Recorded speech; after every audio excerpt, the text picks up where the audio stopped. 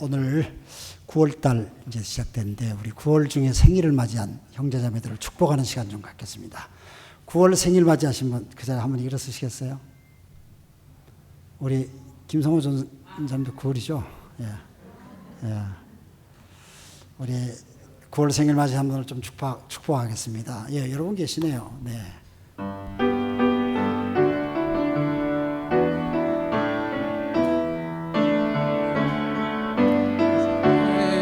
사랑받기 위해 태어난 사람, 당신의 삶 속에서 그 사랑받고 있지요. 당신은 사랑받기 위해 태어난 사람, 당신의 삶 속에서 그 사랑받고 있지요. 태초부터 시작된 하나님의 사랑은 우리의 만남을 통해 열매를 맺고 당신이 이 세상에 존재함으로 인해 우리에게 얼마나 큰 기쁨이 되는지. 당신은 사랑받기 위해 태어난 사람, 지금도 그 사랑 받고 있지요. 당신은 사랑받기 위해 태어난 사람, 지금도 그 사랑 받고 있지요. 축복합니다.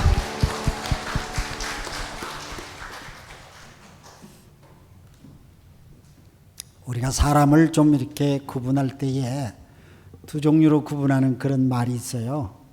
관계 중심의 사람이 있고 일 중심의 사람이 있다. 뭐 이렇게 얘기를 하잖아요.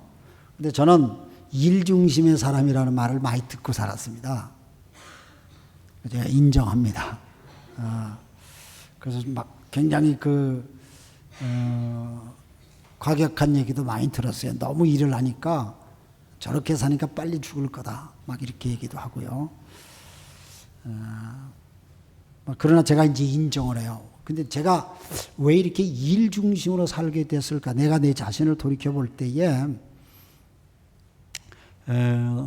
제가 어릴 때부터 저희 아버님이 일다운 일을 하시는 걸 잘 못 봤어요. 뭘 좀 하다가 또 그만두시고 실패하시고 막 이렇게 하는 걸 공무원에서 그만두시고 난 다음부터는 그 시간이 세상 돌아갔을 때까지 쭉 그렇게 사시더라고요. 그래서 아버님의 그런 삶이 저한테 반면 교사가 되어서, 그래서 나한테 무슨 일이 주어지면 열심히 하자. 그런 의식이 어린 제 마음 속에 있었던 것 같아요. 그래서 제가 열심히 일하는 것에 보람을 찾기도 하고 그렇게 살았어요. 여러분, 한국에서 이런 사람을 일복이 많은 사람이라는 말을 쓰죠. 일복이 많은 사람이다. 일복이 많다는 얘기는 막 일거리가 계속 온다는 얘기예요. 일복이 많은 사람의 특징을 보면은 일 처리하는 게 좀 빠른 게 특징이 있고요. 일복이 많은 사람들은 지금 하고 있는 일이 끝나기 전에 그 다음 일이 머리에 떠올라요.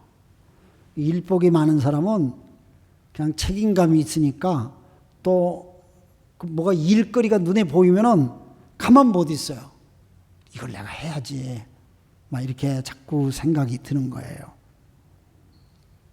그래서 일복이 많은 사람들은 쉬는 걸 잘 못해요. 그래서 쉬면은 좀 어색해요. 그럼에도 불구하고 일복이 많은 사람들은 일을 많이 하는데도 불구하고 많은 평가를 못 받는 게 있어요.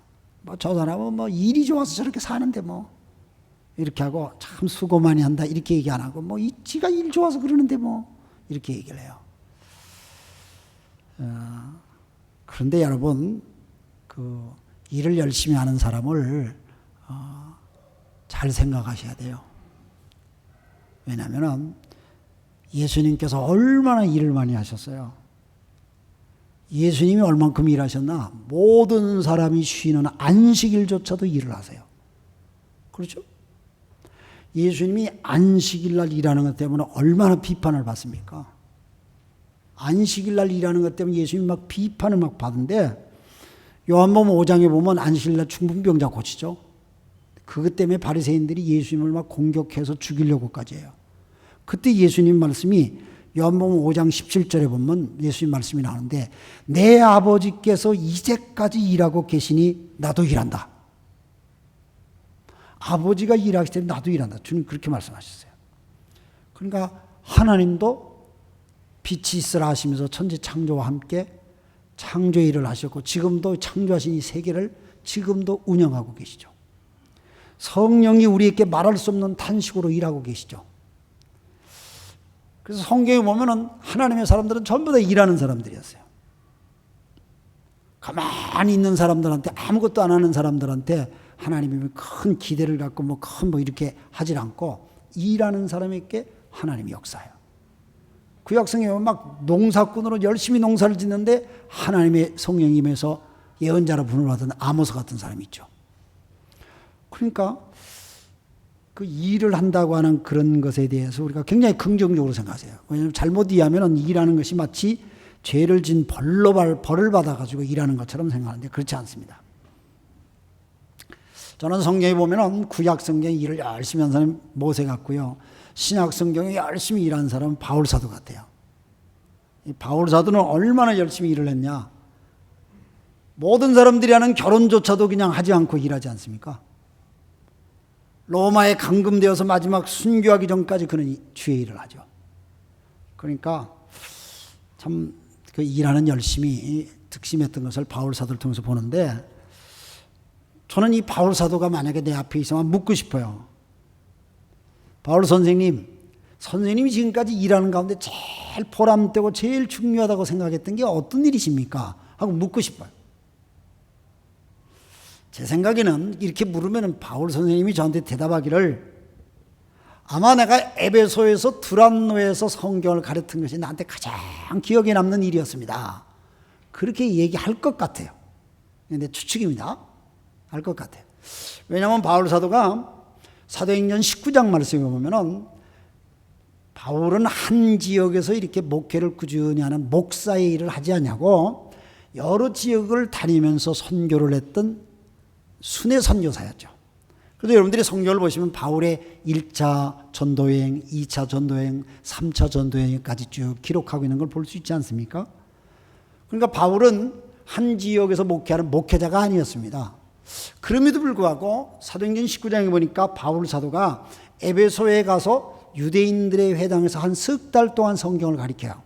바울은 처음에 구약 성경을 그래도 알고 있는 유대인들 회당에 가가지고 구약 성경이 말하고 있는 복음의 진리의 뜻은 그리스도 예수를 증거합니다 하고 그 말씀을 가르치는 일을 회당을 찾아다니면서 많이 해요. 그러고 난 다음에는 불신자들을 열심히 전도를 해요.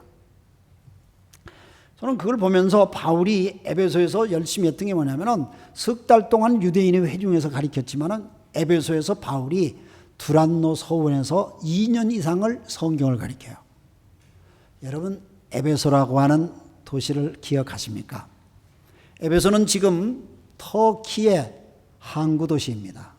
아직도 아주 오래된 에베소, 올드 에베소하고 있고 새로운 에베소가 있는데, 그런데 그런 에베소라는 이 도시는 아주 유명합니다.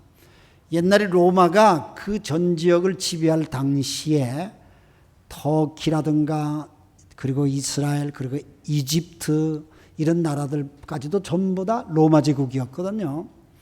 그런데 로마 시대 때 가장 모든 학문이 발달되고 또 학자들이 많이 모였다고 하는 곳이 지금의 이집트의 두 번째 큰 도시인 알렉산드리아라는 도시 있는데, 그 알렉산드리아라는 데는 아주 큰 도서관이 있고 학자들이 많이 몰려서 알렉산더 학파라고 하는 말이 나왔을 정도로 아주 그런 도시가 있습니다. 그런데 이 에베소는 그 두 번째 유명한 도시입니다. 그래서 에베소는 학자들이 많이 모이고, 지금도 아마 저희 교회에서도 이 에베소 지역 성지순례 하신 분들이 계시는데, 거기 보면 옛날에 그 에베소에 몰렸던 학자들이 공부했던 서원의 그 역사적인 유물들이 이렇게 많이 남아 있어요.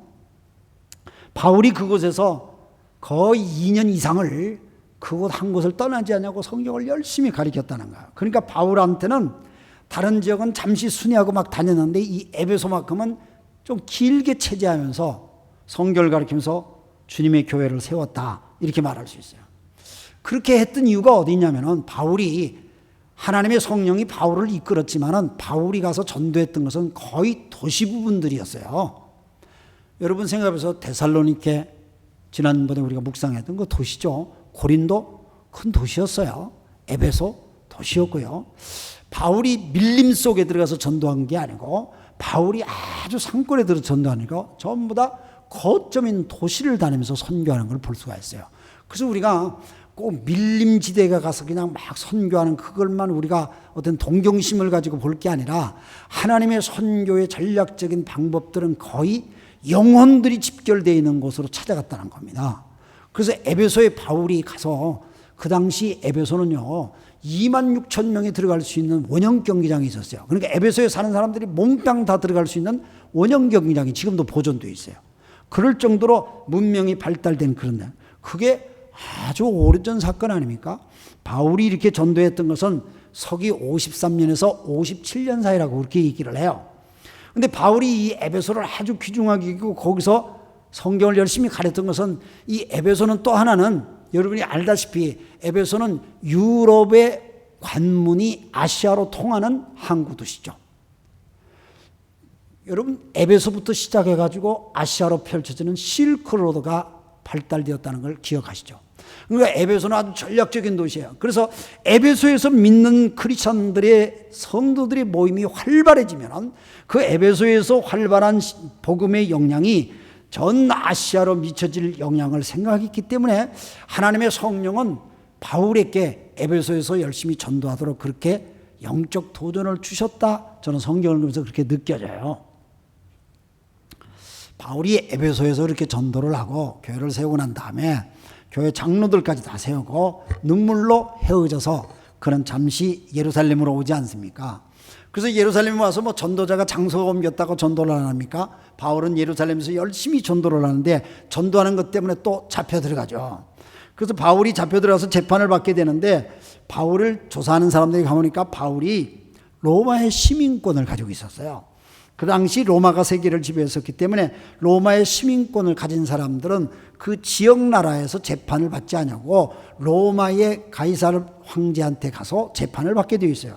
그래서 바울이 예루살렘에서 이 포승줄에 묶여져 가지고 로마로 이송되어지죠. 이 로마로 이송되어지는 것은 우리가 성경학자들이 바울이 몸은 묶여서 로마로 끌려가지만 하나님의 성령이 그를 로마로 이끄는 전도여행을 시작하셨다고 성경은 말하고 있어요. 그래서 바울은 표면적으로 보면 포로로 끌려가는 거야. 죄를 지어서 전도하다가 죄 지어서 끌려가는데 그때 하나님께서 로마에 있는 사람들에게 전도하기 위한 하나님의 손길이 성령 안에서 시작되는 거죠. 그때가 서기 약 60년경이에요. 바울이 로마에 가가지고 요즘 말로 하면 가택연금, 완전히 그냥 감옥처럼 그냥 갇혀가지고 감시를 받고 있죠. 얼마나 어려웠을까요? 그런 많은 어려움을 겪고 눈은 잘 보이지 않죠. 고통을 많이 겪었습니다.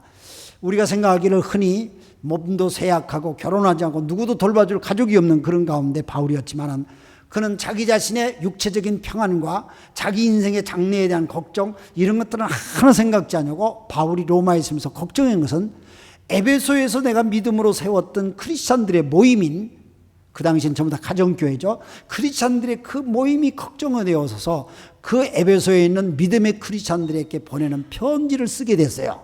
그게 오늘 우리가 읽는 에베소서라는 성경입니다. 여러분 바울이 에베소서를 성경을 써가지고 이 편지예요. 편지를 보냈던 것은 에베소에 있는 크리스찬들이 믿음으로 딱 서게 되면은 그게 소아시아의 중심지고 이 소아시아의 중심지가 예수님의 영향을 받으면 아시아 정권까지도 이렇게 영향을 받을 것이라고 하는 영적 기대감이 그에게 있었다고 저는 믿고 그래서 에베소서라는 성경 편지를 기록했다고 봅니다. 편지에는 뭔가 하고 싶은 말들이 다 있어요. 우리는 바울이 기록한 편지를 묶어져서 이게 신약 성경이 됐는데 바울 서신의 편지를 보면 특징들이 다 있어요. 고린도서라고 하는 성경을 읽으면 고린도 지역에 있는 믿음의 크리스찬들이 겪는 갈등이라든가 인간관계 문제라든가 성경 이해에 대한 복잡한 것이라든가 이런 것들을 풀어주면서 해석하고 설명해 주는 게 고린도서거든요. 갈라디아서는 갈라디아라고 하는 지역에 사는 크리스찬들이 이들이 옛날에 전통적인 유대 율법적인 생각과 하나님의 은혜로 사는 것이 이렇게 착 부딪히는 것 같은데 어떻게 우리가 해석하면 좋을까 고민하는 그들에게 그런 질문에 대한 해답을 주는 것이 갈라디아서거든요. 그러면 에베소서도 뭔가 해답을 주는 내용이 있다는 얘기예요. 그게 뭐냐면은 믿는 크리스찬들의 모임이 도대체 뭐냐, 요즘 말로 하면 교회가 뭐냐, 그걸 설명하는 게 에베소서예요. 그래서 흔히들 에베소서를 교회론이라고 그래요. 그래서 교회가 뭔지 자세히 알려면 여러분 에베소서를 읽어보면 되는 거예요. 에베소서에서는 교회는 이래야 됩니다. 교회는 이런 모임입니다. 성도 크리스천들의 모임은 이런 모임입니다 하고 설명하는 것이 에베소서예요. 그래서 에베소서에 보면 교회의 본질, 교회가 뭘 중요하게 해야 되고 교회가 어떻게 힘을 써야 되는지 그게 다 설명되는 것이 에베소서예요. 바울 사도가 참 중요하게 기록한 성경이 로마서라고 흔히들 얘기하는데 로마서와 에베소는 버금가는 그런 성경이라고 말할 수가 있겠습니다. 간략하게 정돈해서 말씀드리겠습니다. 세 가지 말씀드리는데 첫째로 성도들의 모임, 크리스찬들의 모임이라고 하는 이 교회는 성도들의 공동체라는 겁니다. 오늘 1절 말씀을 제가 다시 한번 읽겠습니다. 하나님의 뜻으로 그리스도 예수의 사도된 나 바울이 에베소에 사는 그리스도 예수를 믿는 성도들에게 이 편지를 씁니다. 그러니까 바울이 에베소에 있는 성도들에게 편지해요. 근데 에베소에 있는 성도들에게 편지를 한다 이 말을 할 때 그들을 성도라고 불러요. 성도라고 부르고 또 믿는 성도라고 불러요. 우리 한글 성경 이 번역은 아주 잘 되어 있어요. 일본어 성도에는 충실한 성도들에게 이런 말로 나왔는데 그 믿는 성도가 더 원어에 가까워요. 그런데 오늘 이 말씀에 믿는다는 말, 믿는 사람들, 그리고 성도라는 사람들, 이게 교회라는 거예요. 예수 믿는 크리스천들의 모임이라고 하는 것은 성도들의 모임이에요. 믿는 사람들의 모임이에요. 아주 이게 참 중요합니다. 우리는 성도 그러면은 아주 거룩한 무리, 말 자체로는 거룩한 무리들로 이렇게 여겨져요. 그래서 사실 영어 성경에 보면 saint라는 말을 쓰는데 이것은 성인이라는 말로도 번역되잖아요. 보통 saint, 성인인데 믿는 사람, 크리스천들이 보면 다 성인이냐?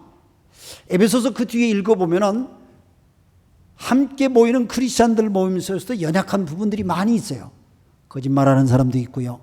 심지어 도둑질하는 사람도 있어요. 남을 속이는 사람이 있고요. 분노를 잘하는 사람도 있고요.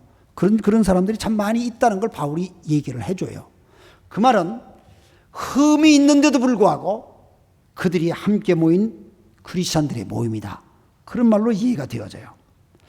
우리가 성도라고 그럴 때에 거룩한 사람이다. 교회는 거룩한 사람들이 가는 것이다. 그래서 전도를 해보면 예수 믿읍시다. 교회 오세요. 이렇게 얘기하면 나는 죄가 많아서 못 가요. 좀 내 문제가 다 해결된다면 내가 가겠습니다. 이렇게 말씀하시는 분들이 있는데 원래 성경이 말하는 성도라고 하는 의미는 거룩한 사람이라고 하는 그런 말이 아니라 성도라고 하는 말의 헬라적인 의미는 구별된 사람이라는 뜻입니다. 구별된 사람. 하나님께서 이 세상에서 구별시켜서 우리를 뽑아줬다고 하는 그 말의 의미가 아주 강합니다. 하나님께서 선하신 목적을 가지고 우리를 이 세상으로부터 구별해서 뽑아주었다는, 불러내주었다는 그런 얘기입니다. 저는 오늘 아직도 날씨가 덥고 하니까 우리 날씨 더울 때는 우리 교육자들도 쿨비즈라고 그래가지고 우아기 저고리를 안 입고 넥타이 와이셔츠만 하고 설교도 하고 사회도 보고 그렇게 하는데 오늘 저는 가네다 전도사님 결혼식이니까 약혼식이니까 양복 저고리를 걸치자 하고 제가 가지고 있는 양복 속에 골라 뽑아서 이걸 걸쳤어요. 선택을 해서 내가 입은 거예요. 내가 선택하는 거예요. 하나님께서 우리를 선택해 주신 거예요. 근데 선택해 주신 것이 우리는 성도란 말을 쓰니까 내가 흠이 없어서 선택한 걸로 착각하는데 그건 착각이에요. 흠이 많아요. 부족한 게 많아요. 모르는 게 너무 많아요. 하나님에 대해서 내가 잘 아는 게 아니에요. 그런데도 불구하고 하나님께서 나를 선택하여 뽑아주시고 불러주셨어요. 그래서 성도라는 거예요. 성도라는 말은 세상으로부터 부름을 받아서 하나님의 뽑혀진 사람, 이런 뜻이에요. 그러니까 이건 내가 잘나서 그렇게 된 게 아니라 하나님께서 그렇게 계획하셔서 나를 뽑아주세요. 그래서 바울은 이것을 뭐냐면 하나님의 뜻으로 그렇게 얘기해요. 내가 하나님이 왜 나를 선택하셨지? 하나님의 뜻이에요. 하나님의 뜻으로 바울 사도를 그리스도 예수는 선택해 주신 것처럼 하나님의 뜻으로, 하나님의 뜻이란 말 하나님 계획이죠. 그분의 계획 속에 나를 택함이 받은 거죠. 그래서 하나님 앞에 택함을 받았다 하는 그런 뜻으로 성도라는 말을 쓴다면 이 성도는 택함 받은 것에 대해서 감사해서 나를 택해 주신 하나님을 아멘 하고 믿습니다 하는 것을 믿는 사람이란 뜻이에요. 일본어 성경에는 충실한 사람이라 그런 말로 번역이 되어져 있습니다만, 그래서 우리가 잘 이해하면 좋겠어요. 왜 그 교회라는 말로 번역을 했는지 모르겠어요. 왜냐하면 이 교회라는 말이 헬라어로 에클레시아라는 말을 써요. 에클레시아라는 말은 불러낸 사람들 뭐 이런 뜻이거든요. 그러니까 지금 설명드린 성도가 부름받은 사람, 뽑혀진 사람 이런 뜻과 똑같이 에클레시아도 역시 부름받은 사람이란 말이에요. 그런데 교회라는 말은 가르칠 교자에다가 무리 회자잖아요. 가르치는 무리, 뭐 이렇게 가르침을 받는 무리, 뭐 이런 걸로 해석을 하는데 언제 누가 이렇게 그런 말로 했는지는 잘 모르겠습니다만 오늘 성경은 세상으로부터 부름받은 하나님의 백성들이라는 거예요. 그러니까 우리는 부름받은 사람들이에요. 하나님 앞에 뽑혀진 사람들이에요. 그래서 뽑혀지다 보니까 너 하나님, 내가 이렇게 흠이 많은데도, 내가 이렇게 부족한데도 하나님 나를 택하신 게 맞습니까? 맞다. 그렇게 할 때 너무 우리가 감사한 거예요. 그래서 바울이 2절에서 뭐라고 얘기하는 거 아니? 우리 아버지 하나님과 주 예수 그리스도께서 내려주신 은혜와 평화가 여러분의 있기를 빕니다.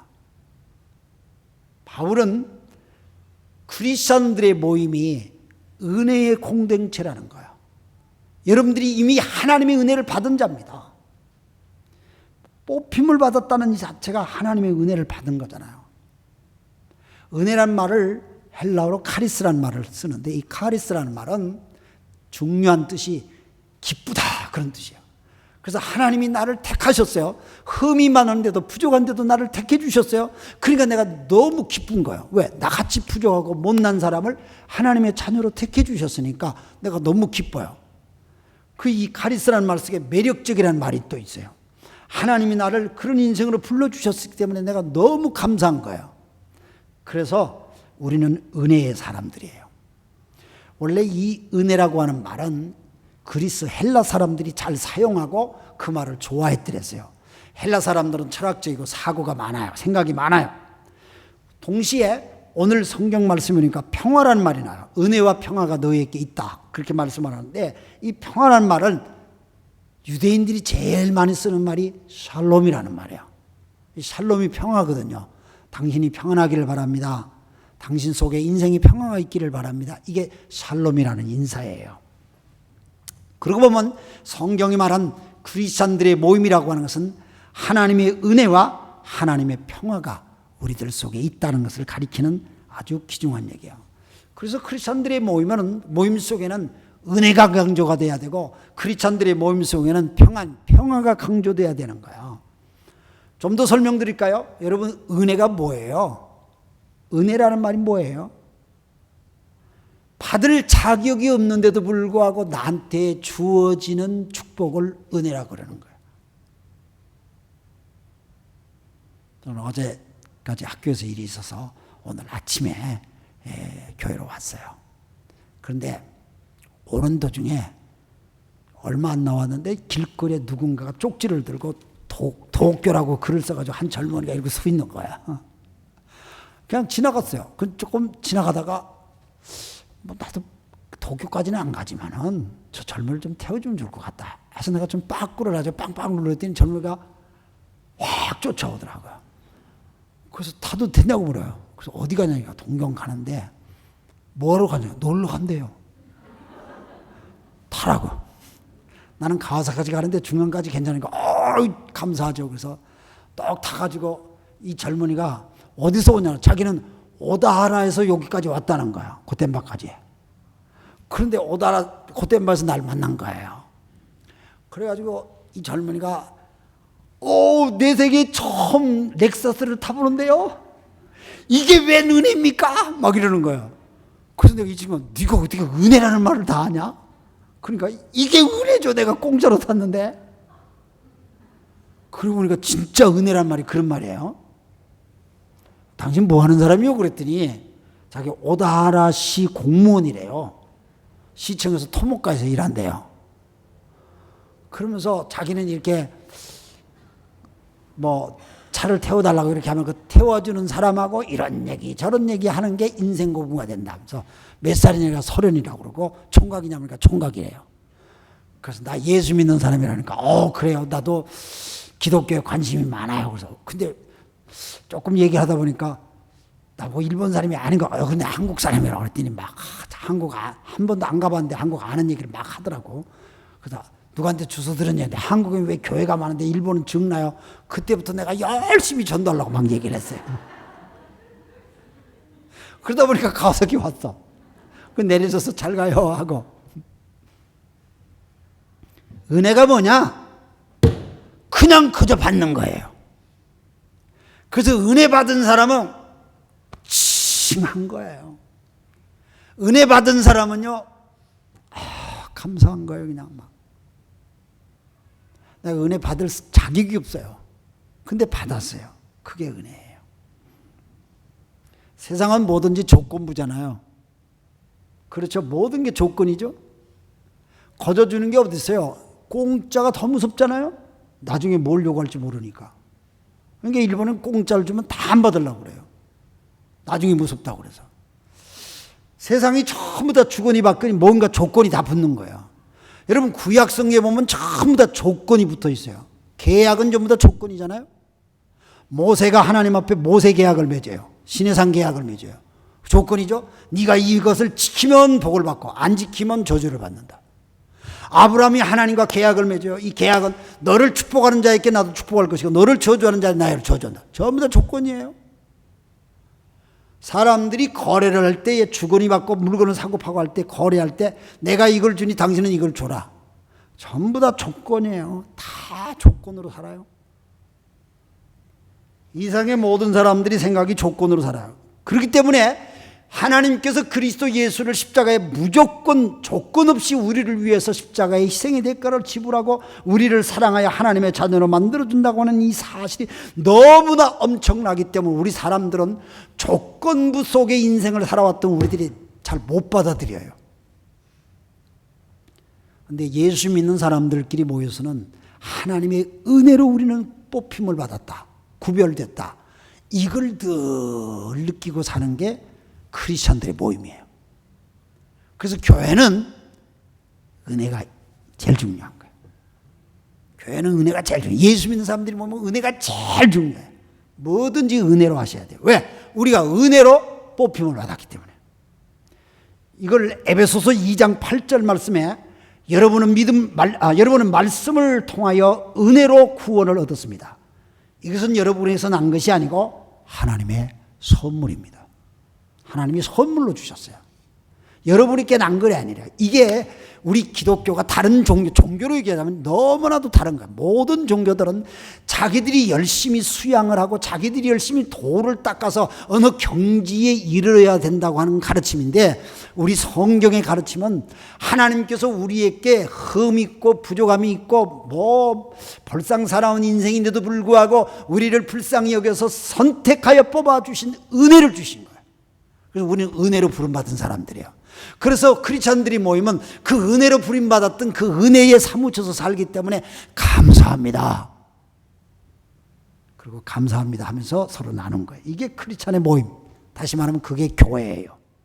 그러니까 교회는 은혜가 없어지면 교회가 아니에요. 교회는 어떤 사람이 오더라도 은혜라고 하는 말 속에 함께 머물러야 돼요. 이게 교회의 특징이에요. 또 한 가지 오늘 말씀에 보면 교회는 평화의 공동체라고 말씀하고 있어요.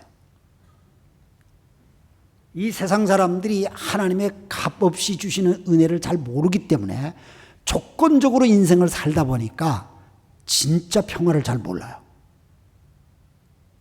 얼마나 많은 사람들이 평화를 원합니까? 평화에 대한 얘기를 얼마나 많이 합니까? 스포츠를 할 때도 평화를 얘기합니다. 비즈니스를 할 때도 평화를 얘기합니다. 사람 인간관계 모든 걸 평화로 자꾸 얘기를 합니다. 그렇게 평화를 추구하고 평화를 위해서 사람들이 희생되는 사람도 많은데 지금까지 러시아가 우크라이나를 침공한 역사를 우리가 보듯이 이 세상은 진정한 평화가 오질 않고 있습니다. 왜 사람들이 그토록 평화를 추구하는데도 평화가 오지 않을까요? 수많은 사람들이 과거의 역사를 통해서 평화를 추구하고 그렇게 노력을 했어요. 참 여러 가지 그래요. 일본이 원자폭탄이 터져가지고 얼마나 어려움을 겪었었습니까? 그런 아픔을 겪었는데도 불구하고 그래서 일본의 헌법이 평화헌법이라는 걸 만들었어요. 그럼에도 불구하고 일본 자위대는 자꾸 해외로 진출을 해야 된다는 생각을 하죠. 왜냐하면 그것이 자기들이 지켜지고 평화를 찾는다고 하는 생각을 또 하게 돼요. 그래서 우리가 잘못 생각하는 거예요. 이 평화가 이 진정한 평화가 이 세상에 언젠가는 올 것이라고 그렇게 생각하는 것을 거래하면서 이 세상을 뭔가 조건부로 거래하면서 살면서 우리가 그런 환상을 가지고 있다는 것은 꿈에서 깨야 될 것 같아요. 왜 평화가 우리들 세상에 오지 못할까요? 그렇게 노력하는데 평화의 열매가 안 맺어질까요? 이유가 있어요. 목사님들 세계는 많이 알려진 분인데 로이드 존즈라고 하는 목사님 계세요. 이분은 설레는 성공의 신부님이신데 이분은 원래 의사였어요.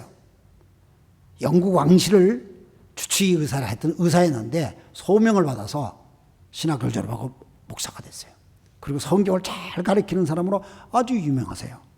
이분이 얘기하기를, 이분의 말을 빌리자면 이 세상에 진정한 평화가 도래하지 않는 이유의 근본적인 이유를 세상 사람들은 이해를 하지 못하기 때문에 참 평화가 오지 않는다. 그 이유가 뭔지를 아느냐? 그 이유를 찾으면 성경을 묵상을 해라. 성경은 우리 인생에 참 평화가 오지 못하는 근본적인 이유가 우리 인간들 속에 있는 죄의 문제라고 지적하고 있다. 그분은 아주 단호하게 원색적으로 얘기를 해요. 죄가 인간들 속에 들어옴으로 인해서 하나님과 인간관계가 깨져요. 죄가 인간 세계에 들어옴으로 인해서 인간과 인간 사이의 관계가 깨져요. 죄는 우리의 관계를 깨트리고 고립시켜요. 다시 말하면 평화를 이루지 않게 해요. 죄는 평화하지 못하게 해요. 처음 죄를 지었던 것이 아담과 하와였죠. 선악을 알게 하는 과식을 따먹으면 안 된다고 말씀을 하나님께서 하셨는데도 불구하고 그들이 따먹는 순간에 그들은 하나님을 피하기 시작해요. 이것이 죄의 특징이에요. 왜 사람들에게 진정한 평화가 없느냐? 죄를 져서 그런 거예요. 죄가 뭐냐? 하나님의 말씀을 거역하는 게 죄다. 근데 이 세상들은 그 죄에 대한 얘기를 하지 않아요. 죄에 대한 얘기지 않은 거 평화 얘기만 잔뜩 하는 거야. 그러니까 이 죄는 은혜로 풀어야 되는데 은혜로 풀지 못하니까 조건부의 세상 속에서는 평화가 올 리가 없죠. 그러다 보니까 사람들은 자꾸 평화가 오지 못하는 것을 이유를 대면서 책임 전가를 시키는 거야. 하나님이 짝을 지어준 이 여자가 따먹으라고 그래서 내가 따먹은 거야 하고 여자한테 핑계를 대는 거야. 책임 전가시킨 거야. 하와는 하나님이 창조한 저 뱀이 나를 유혹해서 따먹겠습니다. 핑계를 대는 거야. 이게 핑계를 대는 것이 처음 책임 전가를 시키는 것이 이것이 비난의 시작이고 이것이 싸움의 시작이고 이것이 죄의 열매예요. 세상을 파괴시키는 거야. 평화롭지 못하는 거야. 이걸 부조화죠. 하나님의 조화를 깨트리는 것이에요. 그래서 이걸 해결하는 방법이 뭐예요? 해결하는 방법은 인간 세계는 없어요. 해결할 수가 없어요. 이미 깨진 인생을 살고 흠인 인생을 살고 우리 힘으로는 안 돼요. 그래서 에베소서 2장 13절 14절 바울 사도는 이 에베소 교회에 설명을 하는 거예요. 원수된 것을 십자가로 소멸하시고 이 둘을 한 몸으로 만드셔서 하나님과 화해시키셨습니다. 예수님의 십자가 우리를 하나님과 화해를 시키신 거예요. 그래서 그 화해하는 것이 평화예요. 평안이에요. 샬롬이 찾아온 거죠. 그래서 우리들께 아주 중요한 그런 얘기들을 우리에게 얘기하는. 그래서 우리가 하나님 그리스도 예수를 통해서 우리가 화해하고 하나 되게 한다는 거야. 이게 참 하나 되게 하는 것. 이건 하나님의 성령이 그래서 자꾸 그걸 강조해요. 너희들이 하나 되기를 힘쓰라. 그렇게 하나 하나님의 은혜는 그거 해주려고 골라 뽑아가지고 하나 되게 해주는 거야. 그래서 크리스찬들의 모임은 하나님으로부터 뽑힌 사람들의 공동체고, 크리스찬의 모임은 하나님의 은혜로 평화를 추구하는 공동체예요. 그래서 우리가 모일 때마다 은혜를 말해야 돼요. 나 같은 게 구원받았습니다. 나 같은 인간도 구원받았는데요. 뭐 여러분은 괜찮습니다. 나 같은 인간도 구원받았는데요. 나 같은 사람도 하나님이 뽑아주셨는데요. 바울사도 지금 나는 예수를 핍박하는 사람이었다. 나는 예수 믿는 사람들을 죽이는 사람들이었다. 그런 사람이었다. 그런데 하나님이 나 같은 자를 사도로 부르셨다. 에베소에 있는 성도 여러분, 여러분들이 믿는 여러분들이면 하나님으로 말미암아 은혜를 받은 자랍니다. 이걸 쭉 설명하는 게 에베소서예요. 그러면서 바울은 3절에서 뭐라고 얘기하세요? 우리 주 예수 그리스도 하나님 아버지를 찬양합시다. 하나님께서는 그리스도 안에서 하늘에 속한 온갖 신령한 복을 우리에게 주셨습니다. 멋진 말이잖아요. 온갖 신령한 복을 우리에게 주셨습니다. 크리스찬들의 모임은 온갖 신령한 복을 받은 모임이에요. 교회는 신령한 복을 추구하고 누리는 곳이에요. 그래서 교회가 신령한 복을 추구해야 돼요. 우리가 인간 세상을 살면서 물질도 필요하고 지식도 필요하고 권력도 필요하고 명예도 필요하고 다 필요할 것 같지만 궁극적으로 우리를 채워주는 것은 신령한 복이에요. 신령한 복, 우리에게 평안이 있고요, 우리에게 은혜가 있고요, 구속이 있고요, 우리에게 하나님의 자녀가 되고요, 천국을 소망하고요, 영광의 자리에 이르고요, 거룩함을 이루고요, 이 모든 것은 모든 것의 신령한 복으로 우리 함께 준다는 것들의 또 다른 표현들이라고 저는 믿습니다. 크리스찬의 모임은 신령한 복을 나눠야 돼요. 그런데 많은 사람들이 이걸 착각하고 어떻게 해서라도 교회 사람들을 모이게 하려고요, 신령한 복을 말하지 않냐고, 복음을 말하지 않냐고요, 세상 방법으로 여러 가지 사람들을 모으는 것들을 오늘날 교회들이 막 하려고 그래요. 그러다 보니까 이 교회가 하나님의 원색적인 은혜의 복음을 전달하지 않냐고, 십자가를 말하지 않냐고, 죄를 말하지 않냐고요, 은혜를 말하지 않냐고요, 하나님이 선택하고 뽑아준 것을 말하지 않아요. 그러다 보니까 이 세상은 점점 타락하는 거예요. 교회가 타락하는 거예요. 교회의 순수함을 회복해요. 그래서 에베소서로 성경이 에베소에 있는 사람들만 읽지 말고 온 세상 사람들이 읽어야 된다고 에베소에 보낸 이 편지가 오늘 우리에게 읽혀지는 신약 성경이 된 거예요. 이달 중순까지 우리는 에베소서를 묵상하실 거예요. 에베소서를 통하여 깊은 묵상이 있어서 여러분들의 믿음 생활이 더 풍성해지시기를 주님의 이름으로 축원합니다. 기도하겠습니다. 하나님 아버지 감사합니다. 오늘 우리 성도들이 에베소서를 묵상하는 9월달이 되었는데 하나님 말씀을 묵상할 때 정말 바울 사도를 통하여 전해주신 성령의 음성 그대로 우리는 뽑힘을 받은 믿는 성도들입니다. 그리고 우리는 은혜를 받은 사람들입니다. 우리는 하나님 평화를 이루었고 평화를 추구하는 사람들입니다.